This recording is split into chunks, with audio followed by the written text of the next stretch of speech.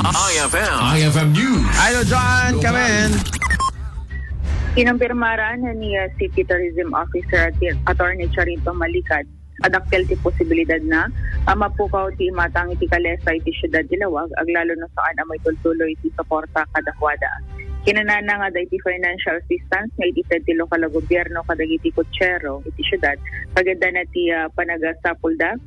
kadagiti posible at tulong pa itapon mapreserbada. Imatad na nga awanin, tigar arami ti kalesa di ti syudad, ken awan ti makita dan, ada iti potential na, aglalo iti agdama henerasyon, tapon mangituloy ko ada iti abanag, ada iti nakasarita da, iti San Fernando, Pampanga, ngayon iti ayan ti pagaramidan, ket manamnama,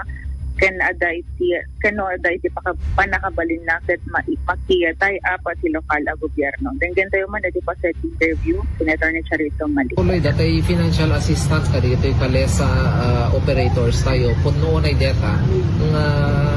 kasla at the risk na nga mapukaw dito yung industriya tayo ngem agar-aramid tayo digiti wagas tapno mapreserbar tayo dito yung kultura babayin iti pa ng asistar te kanyada financially at the same time babayin iti pa ng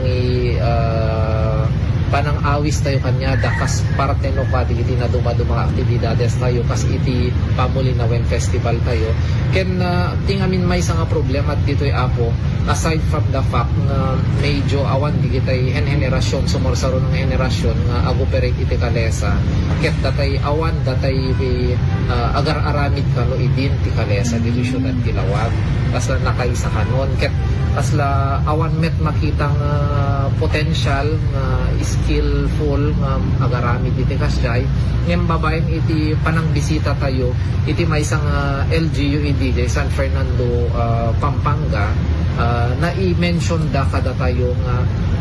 kasla da agar-aramid iti yan dadakan agar-aramid so baka mabalin tayo ito makitay apon no i-research tayo no kas ano ti pakausaran tayo dito nga mabalin tayo nga bisita and DJ ta